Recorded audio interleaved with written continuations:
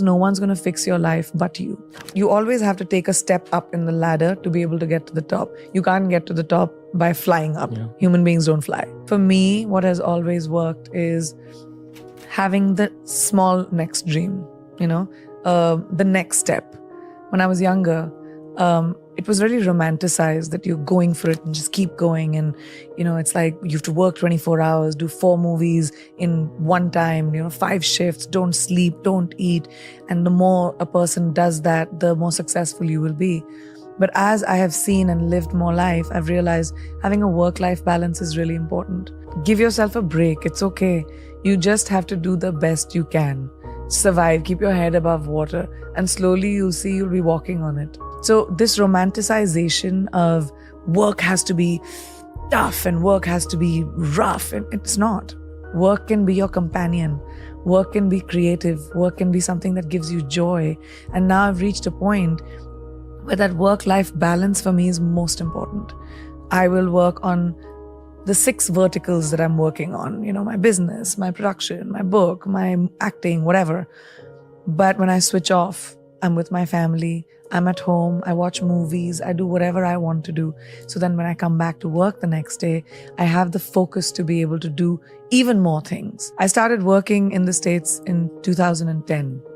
And in 2020, after 10 years of working in the industry, I started with music and then pivoted into acting in America.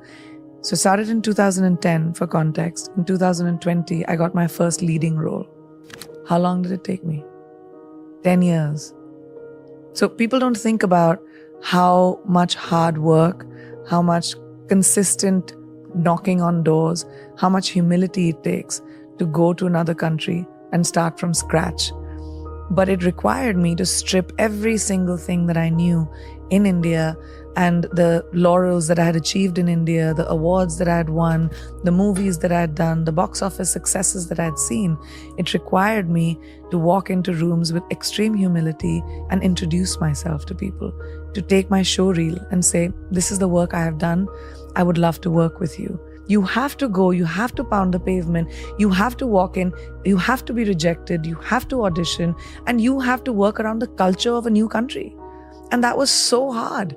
I had to swallow the humility pill, and I was willing to do that hard work. And then, 10 years later, I finally got my leading role in a movie. The tears that it took when you move to a new country with no friends, no family, working with people that don't know you and don't know what you are able to achieve. When I first started doing Quantico, my co-actors did not understand the hoopla around me. They were like, who is this person? Like, why are you, the lead of that was the first time I got a lead role in a television series. And they just couldn't understand why. And it required me to just, be humble and say, I'm okay. This is a new environment.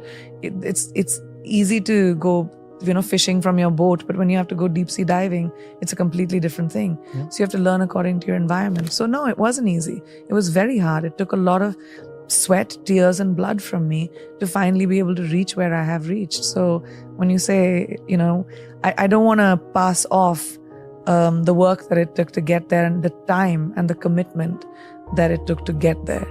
You have to shut off the noise. There are many people that will want to pull you down, but don't focus on that. Focus on the one person that believes in you. Focus on the light, little sliver of light that you might see, a little bit of inspiration that you might see. And that's the hardest thing to do because you're bogged down by baggage. You're bogged down by shackles of people holding you down. So you have to really push forward. And that's just individual. Do you have that inside of you to fight that fight for yourself? Or are you going to wait for somebody else to do it? That's an individual choice. The point is to be able to walk into a room and not be judgy and say, who are you? What are you doing? You don't, you're different. You speak a different language. That's not cool. Yeah. People speak different languages because they know more than you. They know other things that you don't know. The idea is to have your mind open to collaboration. The idea is to have your mind open to what is it that I can imbibe from someone else's knowledge. Yeah. And I think I'm a student of life. I love different kinds of people and different things that people do.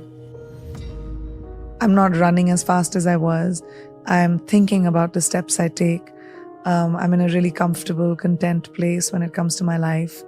And the choices that I'm making are mine and are not defined by other people or the validation that I probably needed when I was younger. So I think that's made me a little bit more happy and calm. Why am I lucky enough to have the life that I do? And some other woman, somewhere else, with the same desires, same ambitions, same, needs, doesn't have any of it. I really think about that a lot. It makes me feel like there must be something I did right. I wake up every day with a sense of gratitude, and I wake up every day with wanting to give back, whether that's with the person that is standing right next to me or whether that is a life choice that I might make. But giving back, I think, is so crucial when it comes to being grateful. I'm highly grateful for everything that I have. And I do think that maybe I did something right, that I've been blessed with the opportunity of having the life, being born to the parents that I was, being able to have the opportunity of making my own choices, having agency in my own life. If you think about women around the world, so many don't have that. Like, complete choices are made for themselves. But my parents told me, you have to have your opinion. It can be very scary. I mean, this generation of girls is fearless, and there's so many girls that take charge of their own lives, and they say, I'm not going to fit into the cookie cutter mold that probably my mother did or my grandmother had to. And it's so, I have goosebumps right now just thinking about it. I meet so many young women who have changed the trajectory of their families because of the choices that they've made. I think my message would be that there's a lot of noise around us and people that tell us to be a certain way. I was talking the other day about someone that when I went to convent school, I had this thing called moral science, a subject called moral science, which taught me how women should be seen, not heard, the lengths of our skirts, how we should sit with our legs. There's so much that is being told to women that to be a good girl, you have to be a certain way. Good girls don't make history. Bold girls make history. Bold people make history. So if you want to be the lead actor of your movie, which is your life, you've got to take choices that might be contrary to what you've heard. And that empowerment may or may not come from your parents, may or may not come from your family or boyfriend or whoever you're around. It comes from you. And that no one can do. If you don't have that encouragement in your home, try to find it in your gut, because no one's going to fix your life but you. I don't know. I don't think about the future. I'm not someone I plan for the future, but I don't think about how far I can go. I mean, who knows what my future holds for me. But what I can think about is my present.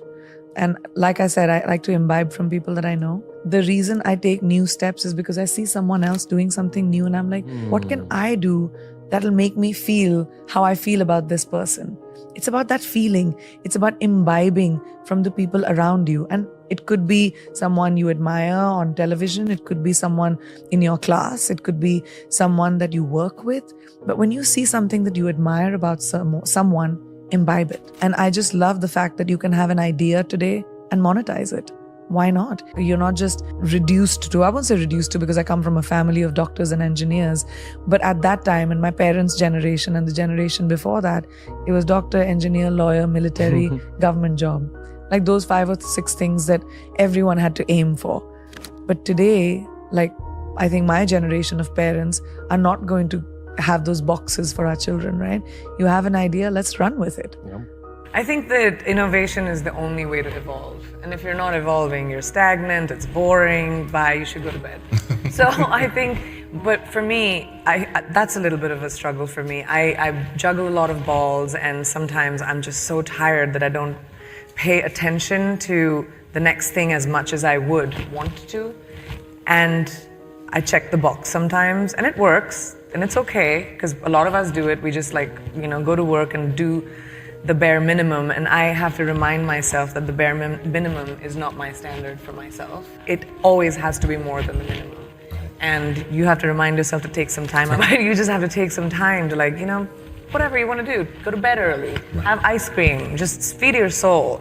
When you feed your soul as a human being, when you're with your family, your friends, you laugh a little, you bring joy, innovation happens. Creativity comes from a place of feeling good with yourself. And I think the most important thing is to feed who you are, and then it just does. What is my best opportunity at 18, at 25, at 35, at 60?